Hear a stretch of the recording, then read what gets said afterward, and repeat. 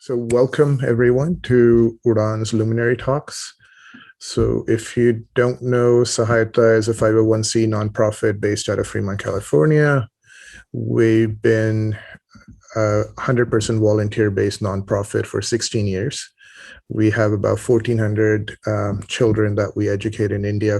And in addition to that, recently we've got about 180 students that we're educating that are from families that have committed suicide because of debt or other problems in Punjab. So last year we started Udaan, which is our youth initiative for people in US to help them with career guidance, college prep, and mentorship, and making them connect with people that we know in our network that could be role models for them. So in that series, Luminaries is our one platform where we bring in CEOs, C-level executives to bring their experience and share that with you. So in that series, we have Aman Bhutani today. Aman is the CEO of GoDaddy. He's got 20 years of leadership experience, both technical and management. He was at JP Morgan, he was at Expedia, and now he's at GoDaddy. You have your BA from India, St. Stephen's, and MBA from, no, not St. Stephen's. Not Delhi University. Yeah. Delhi University, okay. And then Lancaster University for your MBA. So like I said earlier, I have a few questions prepared, but feel free to jump in chat or just unmute yourself and we can make it interactive since it's not a huge group. So thank you, Aman. I appreciate you taking the time and joining us on a weekday evening. I know, so he lives Happy to be here, Jagdeep. Thank you. So let's start with like beginning, right? Delhi University. So where did you grow up? Where did you go to high school? How many siblings? Yeah, I grew up in Delhi, in South Delhi, Malvinagar. That's where my dad's family moved after partition. They were from Pindigate, which is now in Pakistan. And, Malvinagar used to be a refugee colony. And once I think the family sort of settled there, and even as sort of my father did better in business, he never wanted to leave. He liked it and he felt it was part of his identity. So, a lot of other people moved out of Malvinagar and we didn't. I went to the Army Public School. I don't know if any of you are from Delhi. You probably know TAPS and Dholakwa. It used to be a school which when it originally started, anybody could join. But so my brother went there because my uncle was in the army and my dad was fascinated by it. And it was a good school, and discipline was important there at the time. And by the time it came my turn, just a year later, they'd stopped taking any civilians. So my dad had to fight to get me in, saying I want both kids going to the same school. And I joined there in nursery and did all my years of schooling there. Like many other kids, I spent 2 years or 3 years of 10th, 11th, and 12th grade studying to be an engineer. And I was all set to go to IIT or one of the other great engineering schools. And somehow when I got to near the end of that, I didn't really want to do engineering anymore. I was fascinated by advertising. I tried desperately to actually skip college and just go straight into advertising. I was fascinated. I was really into computer sciences, not as a science, but more sort of building cool applications. And it was all very new then. But my mom, as many Indian moms would, she first got me to take admission in Delhi University, and I took economics because really kind of didn't matter at the time. I didn't think it would actually be super useful 20 years later. Now it's actually a pretty useful thing to know about. I tried to drop out in first year, and my mom did what a lot of other Indian moms would have done. She said, look, your dad couldn't finish college. He had to drop out to earn money. I couldn't finish college. And your brother's in college, you've got to finish too. You just get through the 3 years, you can do whatever you want after that. And so I got through the 3 years, just my first job was starting as a network trainee in a small consulting firm, and the internet came along, and like many other people, I rode that wave and was lucky to have been there at the time, and was lucky that in a sense computers spoke to me in a manner that they didn't seem to to a lot of other people. So I was quite successful and sort of moved up quickly. Are there any funny stories your family tells about you from those days when you didn't want to go to college, when you wanted to drop out?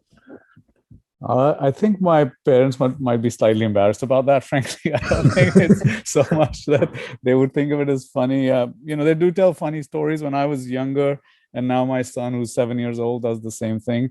I could tell stories like there was no tomorrow. I could convince adults about those stories. I once convinced my teacher in second grade or first grade that my dad had gone to Australia and brought back home a kangaroo.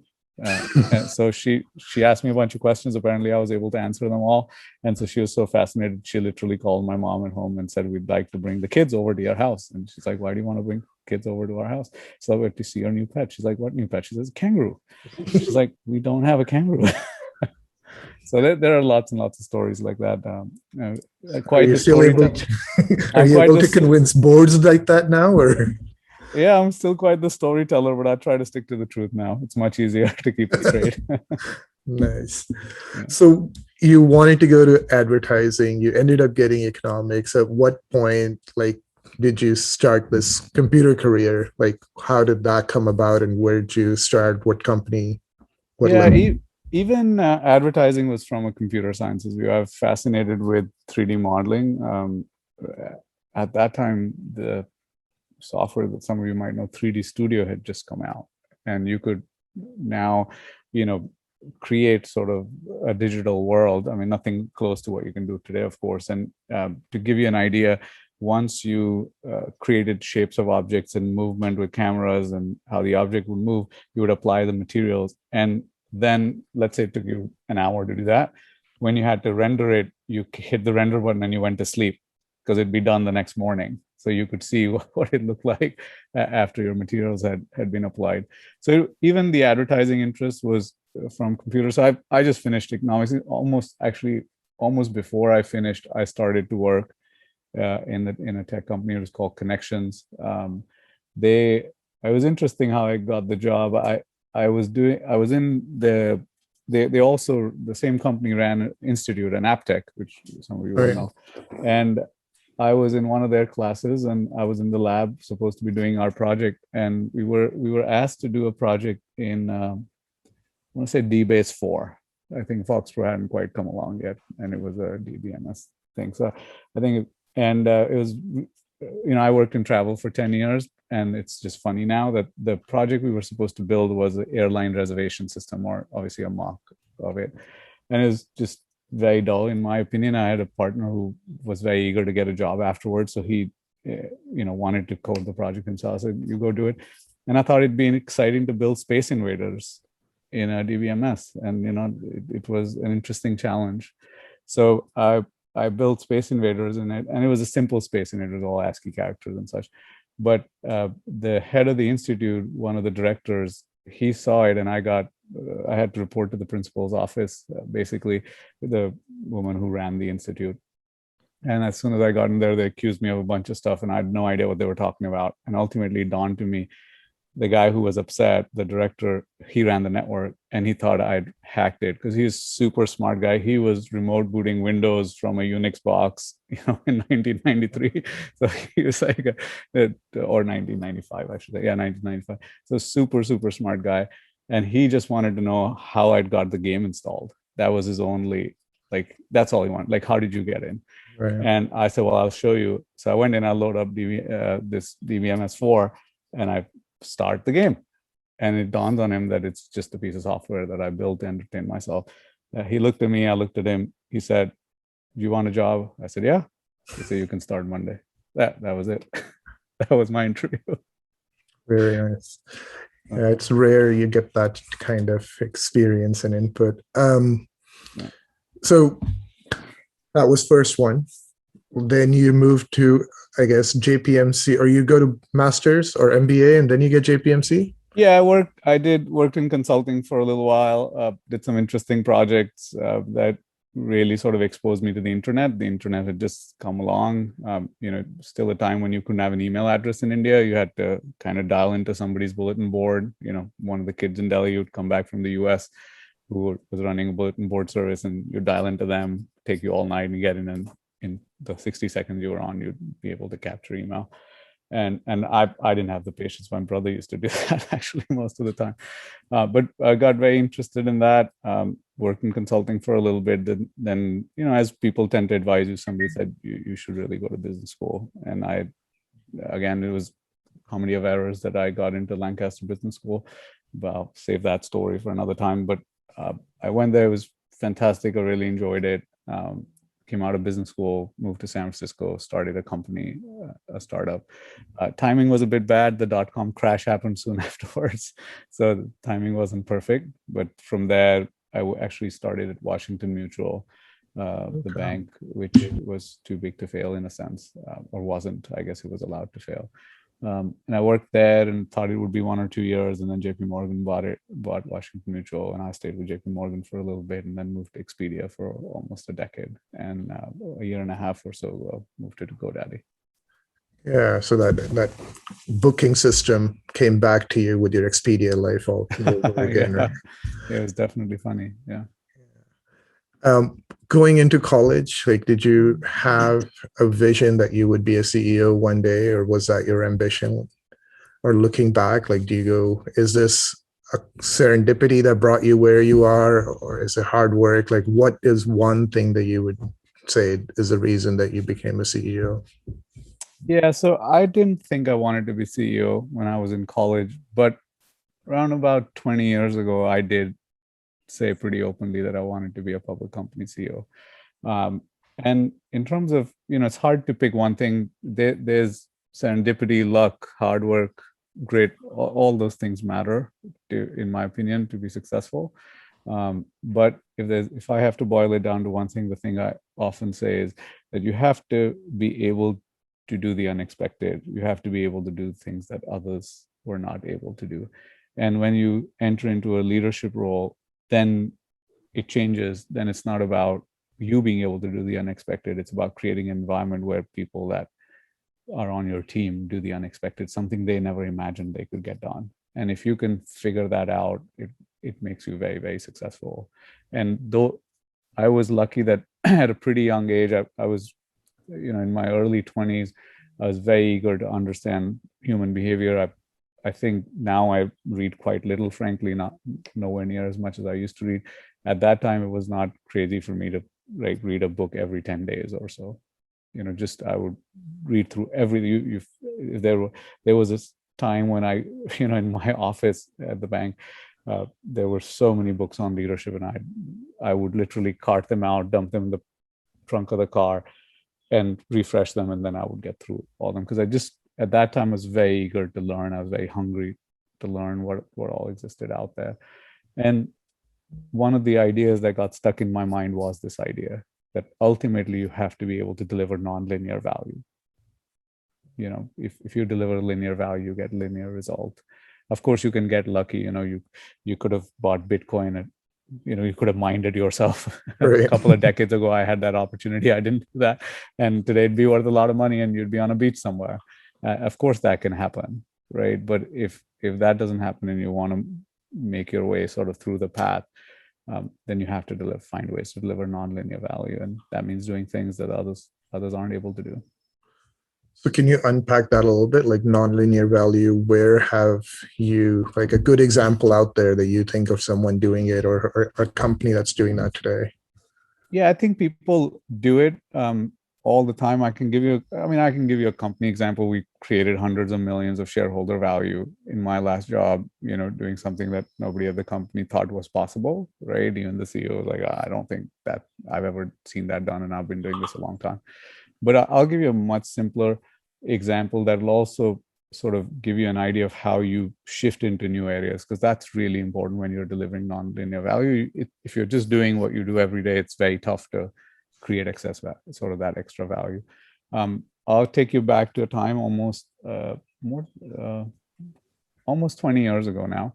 I remember being a development manager. I had a team of about 40 people, and like many other engineering leaders, it was about building software for the customers that we had. And, there was a program management team, and there was a QA team, all peers. and such. And I remember sitting in my boss's office and him complaining about a vendor and their contract, and how it cost $1 million a month, and in his view didn't deliver the value, but it wasn't his problem because it was supposed to be some other SVP's problem. And this guy's not an SVP himself, but his boss, who was the SVP, had tasked him to now fix this, and he didn't like the person who owned the relationship and didn't want to go fix it. And in a lot of instances like that, if you think about what people's reaction is, it's to kind of not engage with that because it's not your thing. You don't do it. And my reaction on the spur of the moment was, hey, why don't you give it to me? And he said, what do you know about negotiating a software contract? I said, nothing. He said, you're a dev manager. Have you ever negotiated a contract? I said, no. He said, so why should I give it to you? I said, well, you're not doing anything with it. You were complaining about it last week. You're complaining about it this week. What's the worst that can happen? I totally screwed up. Okay. You're not going to lose much because you're not doing anything anyway. I took that away. I ended up being one of the few people who had ultimately read the entire legal contract. You'll be surprised how many people don't read everything that's in the contract. They go off what they think other people told them. Mm-hmm. I then went and pulled every invoice that vendor had ever charged us or the bank over the last few years. And I built an Excel model of what we were paying them, what value they were creating, and how I think we should renegotiate it. The power dynamics were such that the salesperson on the other end, the account manager, he met me and he told me point blank, he said, what are you again? And I told him what my title was at the bank, which at that time I had a VP title, but a bank VP title is not the same as tech VP title, of course. So it was a pretty junior title at the bank. And he literally said to me, you're immaterial. This is a waste of my time that I'm talking to you. And just sign the new contract already, right? Get on with it. Right. And it went all the way to me telling him no, that you're out. And he escalated to the chief legal officer of the company. Right. But ultimately I got the deal I'd put on the table. Right. I got marched into the person's office who ultimately became the bank's CMO. And there I was. I had printouts. I had my laptop. I thought I was going in to explain the entire model to her and why I was being such a pain and why we needed to, draw with. I totally turned the negotiation around. Instead of us owing them money, I said, you owe us millions. And here's why. So, and all she asked me was one question. I got to her desk. I still remember the SVP, my boss's boss. He walked me up to her office. We walk up to her desk. I have all this stuff in my hands. Just, and I'm pretty young. I was, how old was I? I think at the time I was 26 or 27, right? So I was really young at the bank. Nobody cared about a 27-year-old, I don't think. And she looked up at me and I noticed that on her giant screen, she had my model up in Excel, that she was looking at my model. And she only asked me one question. She said, did you build this model? I said, yes. She said, okay. Go negotiate it. That was it. A person who was an executive vice president suddenly gave me the power, 27-year-old, to go and negotiate a multi-million-dollar contract. And I ended up doing it. You can be certain I didn't know how to do it. You can be certain I read a whole lot of things. You can be certain I had many moments of excruciating discomfort because they called me and threatened me and said lots of weird stuff to me. And I said, oh, no, I think this is right. And I was sweating bullets many times when I was on the phone with them, but we got through it. And then after that, if somebody wanted to negotiate a contract, they'd be like, hey, go talk to this dev manager in the Bay Area. He can tell you how to negotiate better contracts. Literally, a person showed up to ask me, he's like, hey, can you show me how you did that? I said, dude, I only negotiated one contract in my life. Why are you asking me? Interesting. That conviction that you knew that you were right, or you put that model together, right? Was that from the books that you had read? Was that from a mentorship that you had? Where does that conviction come from to a 27-year-old that I can challenge, a SVP or a EVP? How, what would you tell the younger people on this call? I'd tell you the same thing my parents told me. That's where it comes from. I still remember my dad was a small business owner, always said, never work for anyone. Unlike a lot of people, he didn't mean don't take a corporate job, start a business. What he meant is irrespective of where you work, be an owner. never the victim, never answerable someone. You have to do what you think is right. Now, to have that strength of conviction, you have to work really, really hard. People on my own team, people that have worked with me for 5-7 years, I was at Expedia almost 10 years. People who had worked with me 5-7 years finally get a chance to work with me on a project. One of the first things they would say is, "Oh my God, I can't believe how incredibly hard you worked. I thought if you were a president, you got to play golf most of the time. It's 10 p.m. I'm still here working with you. And you're already asking me to be up at 6 in the morning." You've got to put in the work. Like, there's just no substitute for that. And if you put in the work, if you stand by your convictions, and an EVP, SVP says, "Forget it, you're wrong, I'm going to overrule you," guess what? There are plenty of other companies that have better SVPs and EVPs who will recognize your talent, who will give you the space to grow. Don't work for somebody that, once you've done the work, don't work for somebody that isn't going to recognize you. Yeah, interesting. I think that conviction and having that pride in your work is very important, right? If you're not getting valued, then you should walk away. I know we had this conversation in our prep call. Like, what does a CEO do 9 to 5? Like, what's your day like? Yeah, typically I told Jagdeep, when interns, I do sessions for interns, have been for almost 15 years.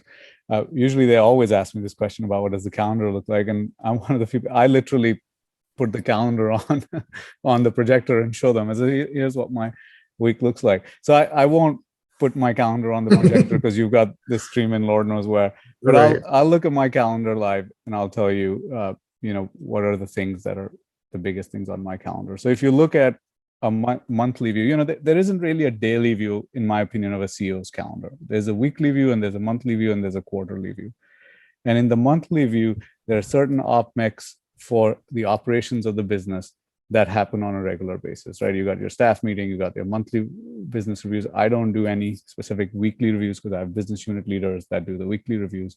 Every 2 weeks, you do a finance check-in and so on. There's a set of things that I prep for, that even if others are presenting to me. For example, in our monthly review, every team puts down every experiment they're doing. I'm big on experimentation. One of the things I require is every experiment has to have one slide in the standard template.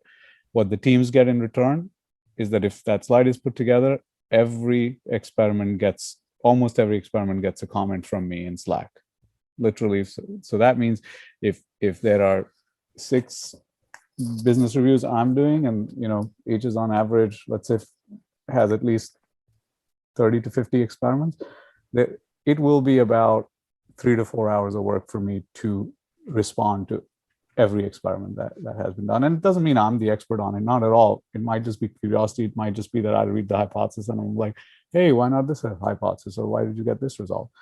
And what that does is that effort leads to a high engagement interaction when we meet. It isn't a readout to me, somebody just presenting where most of us are bored with them with a 2-hour meeting. It's actually a high engagement interaction. So that's the basic layer, BAU, making sure the business runs. On top of that, I tend to change where I put my time. And it's that change I do about on a quarterly basis, and it's just aligned with my priorities. So as an example, every quarter to the board, I say, these are the things I'm working on. I worked on last quarter that were the most important things to me. And next quarter, these are going to be the most important things to me. And then I look at my calendar and say, is my time going to those things or to other things? It's not, oh, wow, it's really raining now here.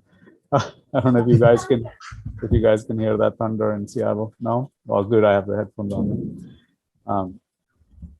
But as an example, it's not uncommon for even my directs to get an email from me that says, hey, I know we meet once in 2 weeks for our one-on-one.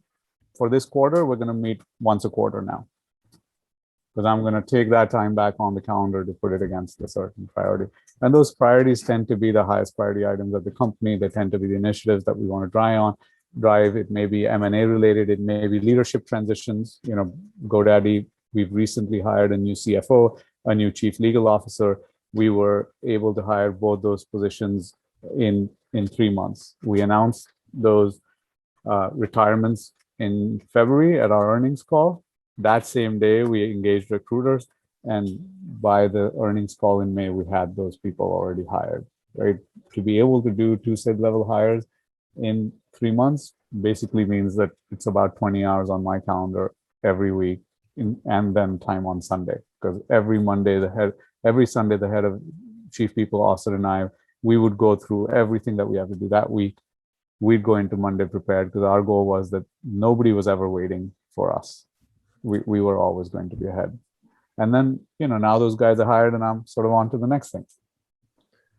I mean, can we do a little bit of unpacking on that experimentation, prototyping, design thinking, customer-centric mindset that you brought to GoDaddy, right? I mean, you're leading 7,000 people, I think, and 20 million customers at this point at GoDaddy, and you're still in this experimentation phase every day, right? Yep.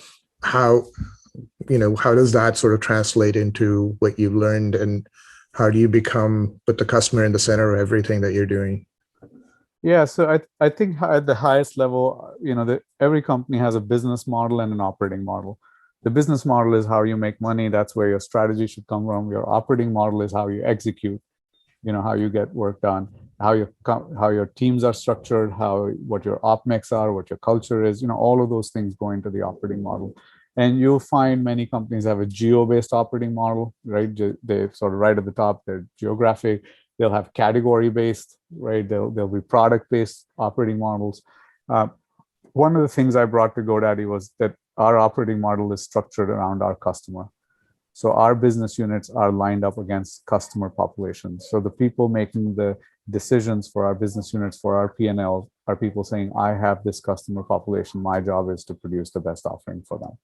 So by setting that tone right from the beginning, right from the operating model, it allows you to go into everything in a customer-centric way. And experimentation is a great way to do that, because in my mind, there are two ways you can go do things. You can just go do them, or you can actually have it be evidence-based, which is you track it, measure it, and see whether it worked or not. Well, if you just go do them, then what happens is that you develop a HIPPO culture.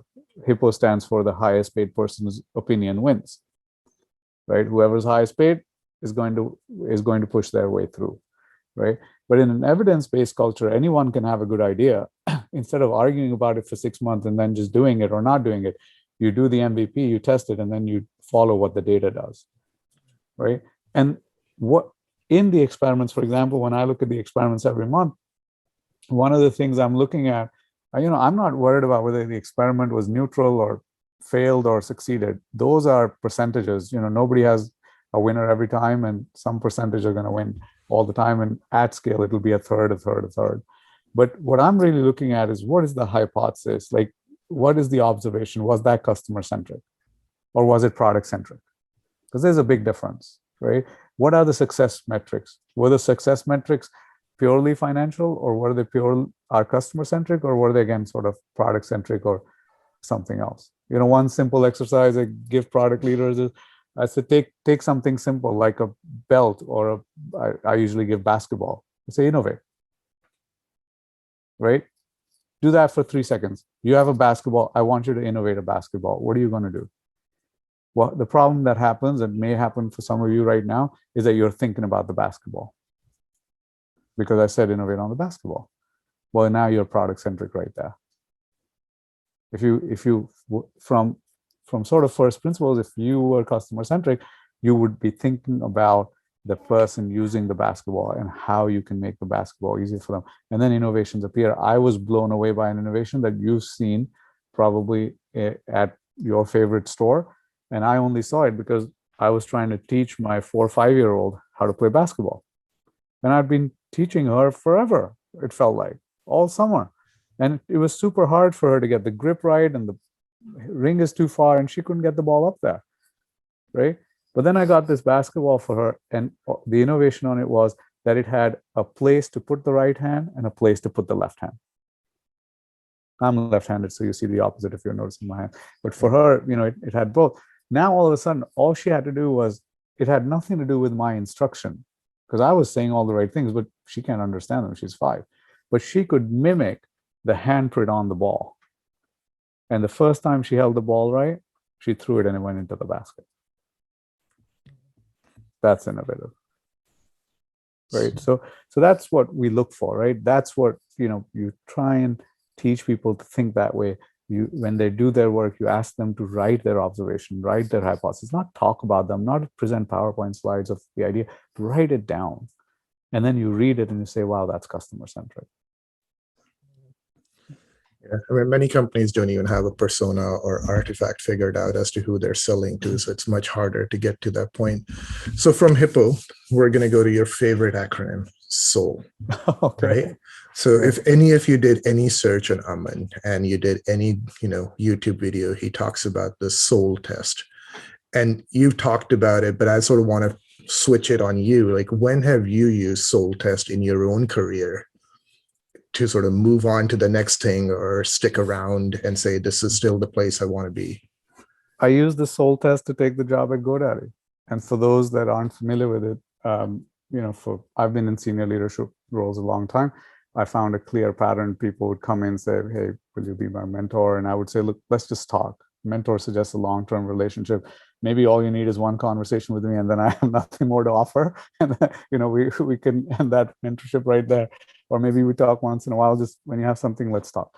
And very often, I found that ultimately people were asking me the same question in different forms. The question they were asking was, I have this job offer, should I take it? I have a good job, but they want me to do more in this other area. Should I go do that? There's a job out there, it's lateral, it's not upwards. Do you think I should do that? And basically people are trying to evaluate what they should do with their time and energy. Should they shift roles or take on more? Or, there are cases where people were asked to focus more and stuff was taken away from them. And people come to me and they ask, should I do that? Is it okay, or should I leave? And the answer over time, I found that I was giving the same answer.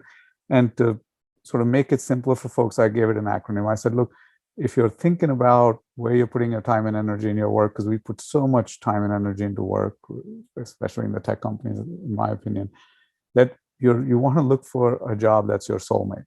And they say, okay, well, what does that mean? Well, the letters SOUL each have a meaning. The S is do something you're hungry for. If you feel the hunger, and hunger is different from passion and motivation.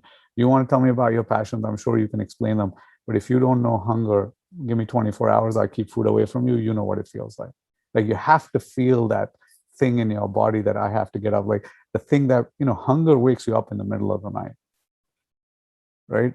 When I'm doing something I'm passionate about, I literally wake up at 2 or 3 in the morning, because in the daytime, I'm just surrounded by people and emails and Slack messages and you name it. But at 3 in the morning, my mind is clear and I can write something or think of how I want to communicate something or whatever. So you want to do something you're hungry for. The O is that there should be opportunity for lots of people or opportunity for everyone, because people are successful for many reasons, but they ride waves. And you want to be riding a wave. And the way to find a wave is to see an area where lots of people are being successful. The U is that you must bring something unique to the table. Don't take jobs that other people would be good at. Take jobs that you would be unique for. Before you go into the job, understand what unique competitive advantage you have that you're going to put at play. And the L is that it must involve learning for you, because if it doesn't involve learning, it's very hard to stay engaged. Very, very hard to stay engaged at really that velocity that you need engagement to make jobs super successful. So that's the SOUL test. And the GoDaddy board asked me 9 questions. They gave me 90 minutes and they asked me to come and present to the board. And I presented them the SOUL test. I said, all your questions and much more is already covered by my SOUL framework. So I'm just going to tell you what the framework is and I'll give you the answers. And it was very simple answers, on something I'm hungry for. I had a slide that I could probably show it to you guys. Give me a minute, I'll have to find it. But I will quickly find it and show it to you. So you see how you can just bring it into real life for people.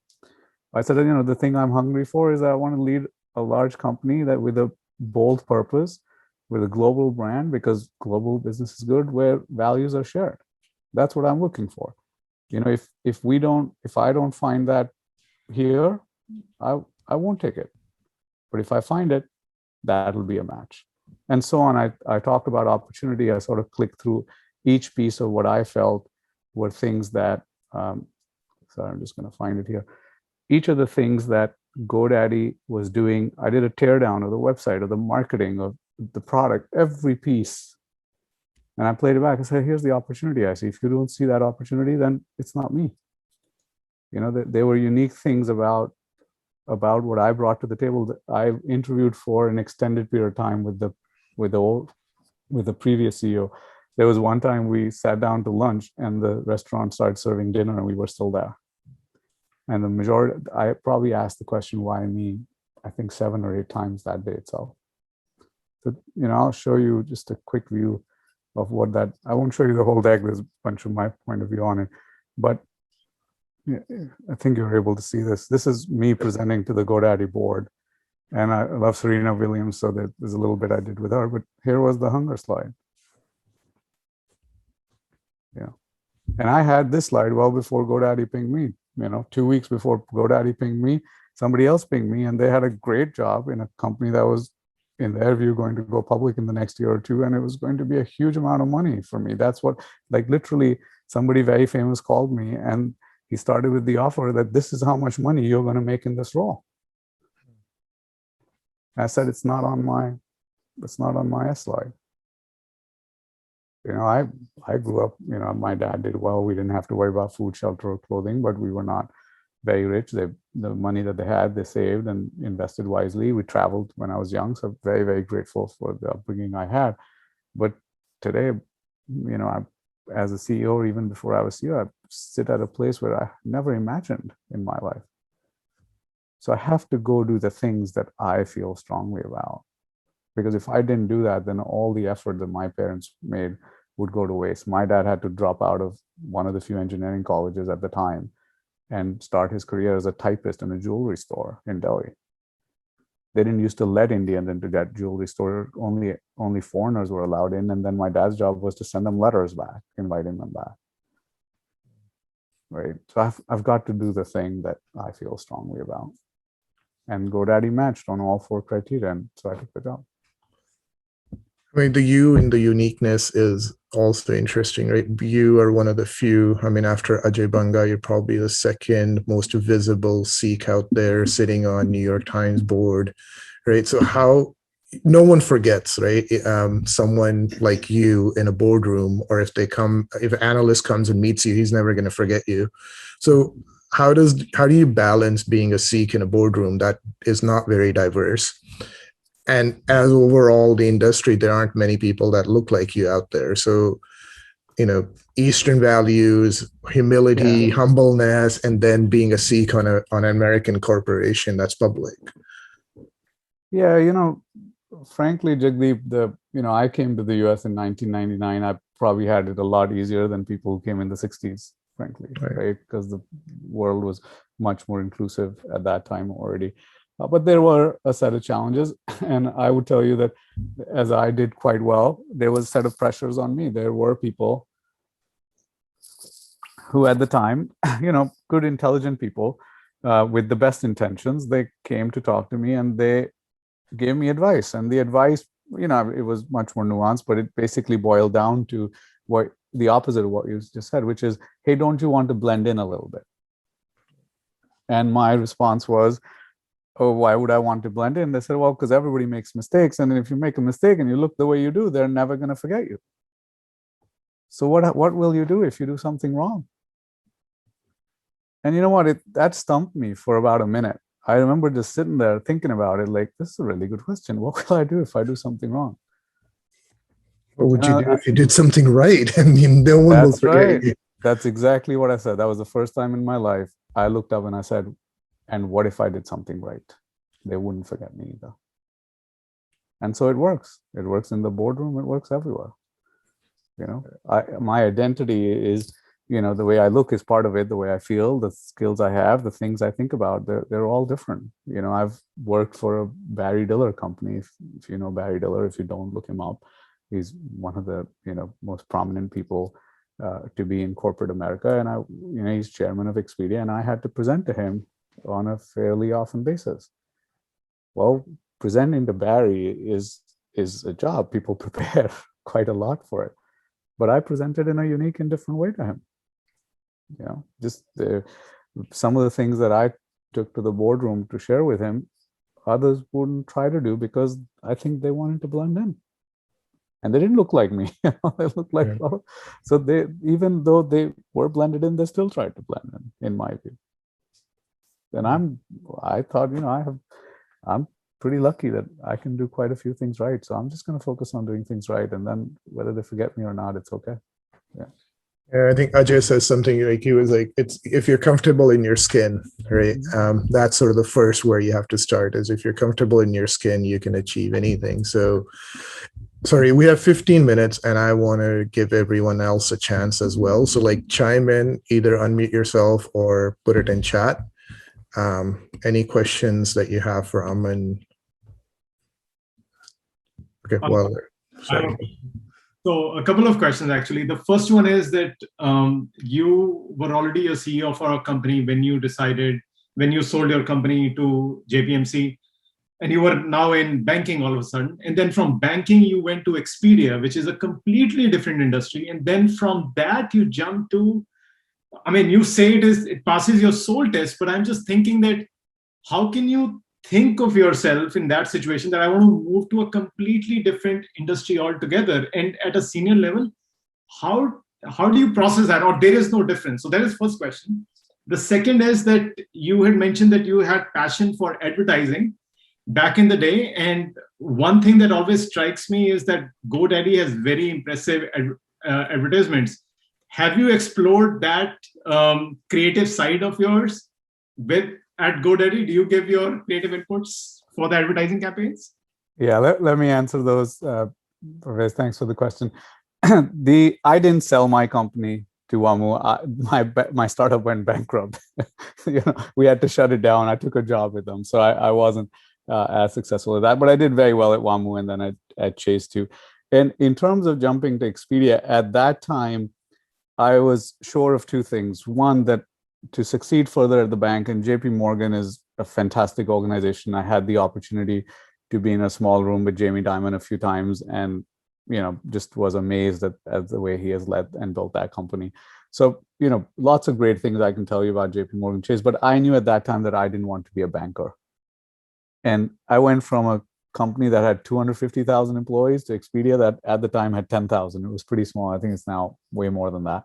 So at that time, I wanted to work in something smaller. I wanted to work in what I thought was a true internet company, and it attracted me. So even though I had an SVP title at a bigger company, I took a VP title at a smaller company. Usually people want to do the opposite. But I did it because of my reasons. It was very simple. There was I looked at Expedia and how Expedia's stock had been doing.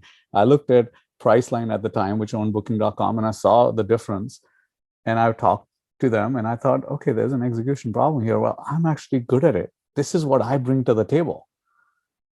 I can work this. And we had great success for many, many years, right? Dara, who was CEO at the time, he's the one that impressed me to join Expedia. I wasn't going to join if it weren't for him. He, of course, is now CEO of Uber. But, he just, the way he interviewed me and he talked to me, it just impressed me. And I was like, I want to work for this guy and I want to do something amazing here.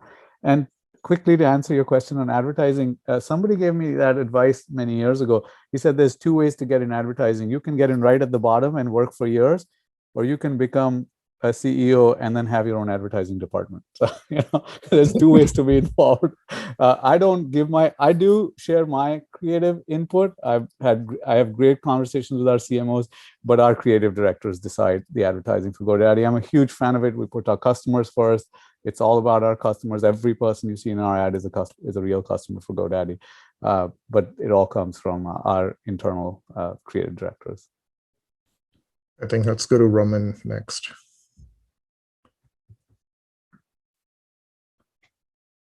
Oh, sorry. Thank you so much, Aman, for your insightful, and thank you, Jagdeep and the Sahaita Youth Board for putting this together. I loved your concept of soul, and it's not something we hear it in our personal life and how to apply that. It's a concept that I haven't heard it how to apply it within your professional life. So appreciate that. It seems like as Jagdeep had said that one of the main things that on your end, it seems like ingredient for I wouldn't call it success, but where you are has been the ability to be comfortable in your own skin. I think this is one of the things that we all find a challenge, especially if, for coming as a minority or even a female. What's your advice in terms of how do you get comfortable in your own skin, and how to, how to utilize that and be able to make it something useful in life?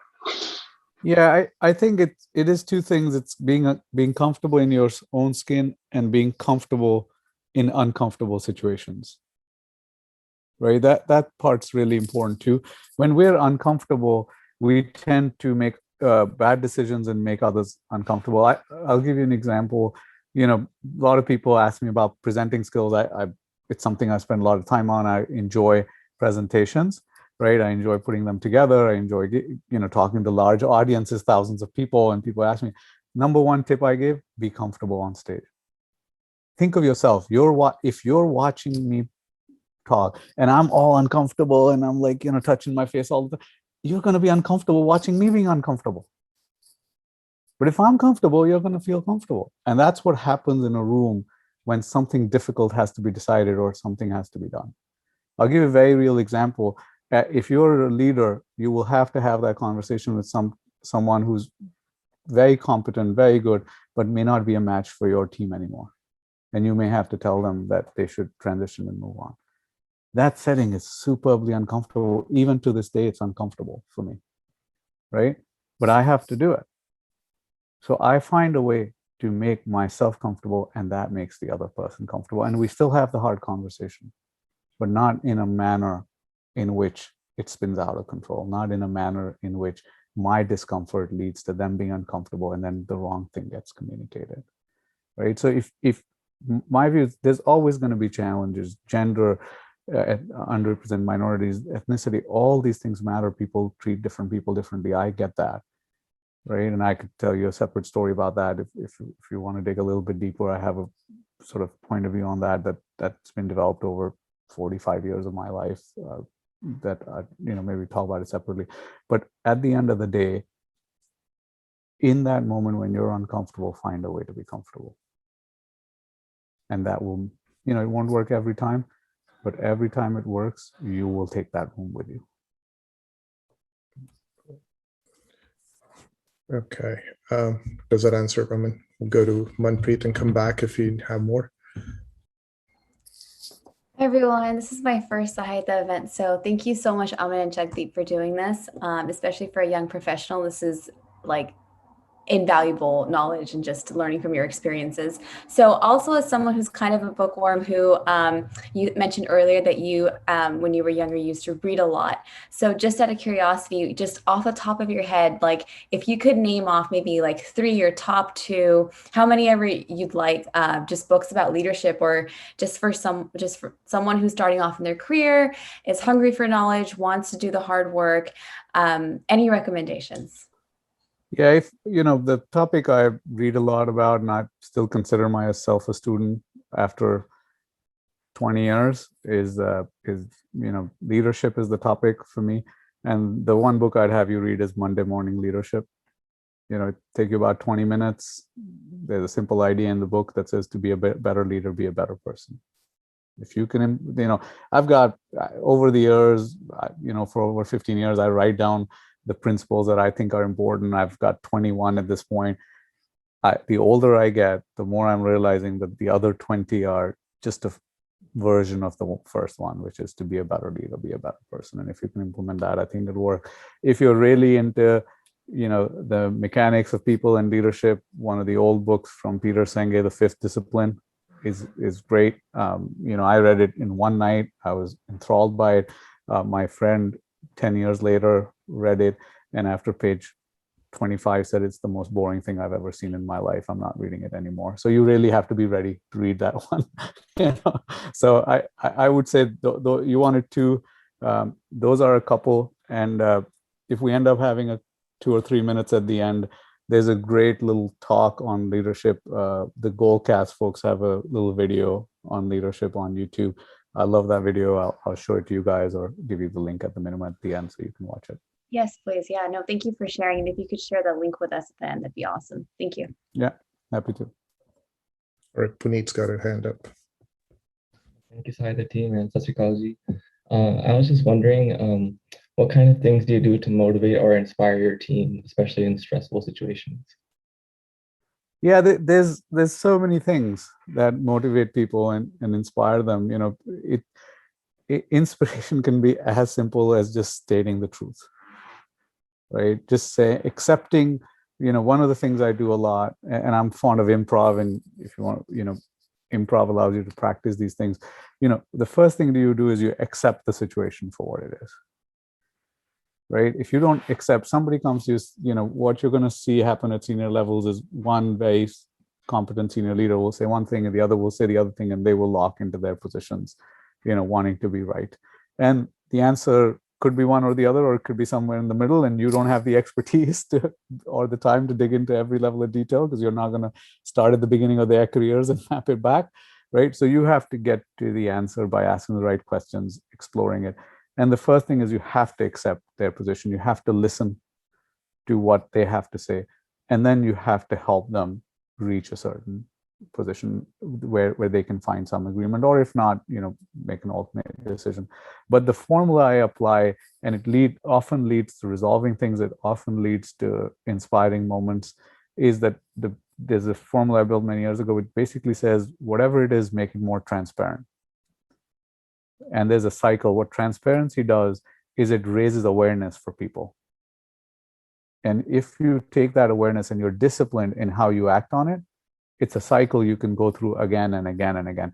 You, in a disciplined way, you act on what you learned, and then you make the next thing transparent, and you keep going. I have a senior leader who's leaving. I told you we just hired a couple of new roles, and I'm running one of the teams directly. And there's a set of changes we need to make because the leader's left and the new leader has different skill set. But there are teams in there that have sort of locked in and they don't feel like something can work together. And in the last 7 days, we were able to resolve issues that in the last 3-4 months, people were not even able to agree on. But every night we went through that cycle. Every 24 hours, we made something new transparent, made sure everyone understood it, raised the awareness of everyone by telling them. And then in a disciplined manner overnight, because we have teams in Europe, teams in the US, literally 11 p.m. every night, I have a call. I have one today too, where we bring those leaders from the US and Europe together. We said, this is what we learned today. This is what our discipline, this is what evidence-based decision making says we should do. So now we're going to make this next layer transparent, but we're not going there till you agree on these things. And people agree. And people are excited, and people are inspired by how much progress we've made just in 7 days.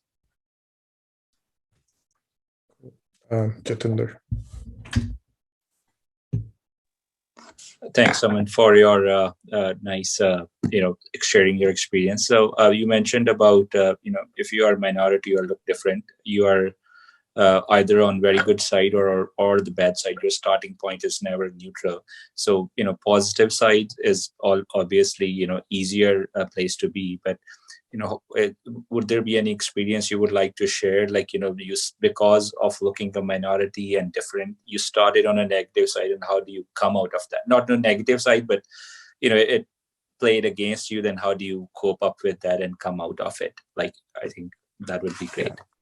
I think you see all of it, Jatinder. You see some positive situations. People are welcoming. I remember, during 9/11, I had just flown to India. The day before I got to India, turned on the TV, and we saw 9/11 happen. My brother was in New York at the time. I was supposed to fly back 2 days later, and the flights were canceled. I flew back on the 17th, I think, and no exaggeration, I get to Heathrow Airport, and if you've flown through Heathrow, it's full of, all kinds of people, Indians especially, and there was no one in sight. Like literally, there were very few people flying. If you sat on a row, nobody would sit close to you at all. And that's in Heathrow. We're not even in New York yet. I got to New York, my brother picked me. Like it was a scary time. But I remember just that week, I spent a couple of days with my brother before coming back to California, in San Francisco, where I live. And we were in the store. It was right after I got back to California. I was in a grocery store just buying stuff because I'd just gotten back. And a woman walked up to me completely unprompted, and she said, "Are you all right?" That's it. Mm-hmm. I said, "I'm fine." She said, "Okay, I just wanted to make sure." Okay, thank you. Right. So I know we have like 1 minute of scheduled time. If anyone has questions, I don't know how Aman's schedule is. If you have raise your hand or speak up now or forever hold your peace, I guess.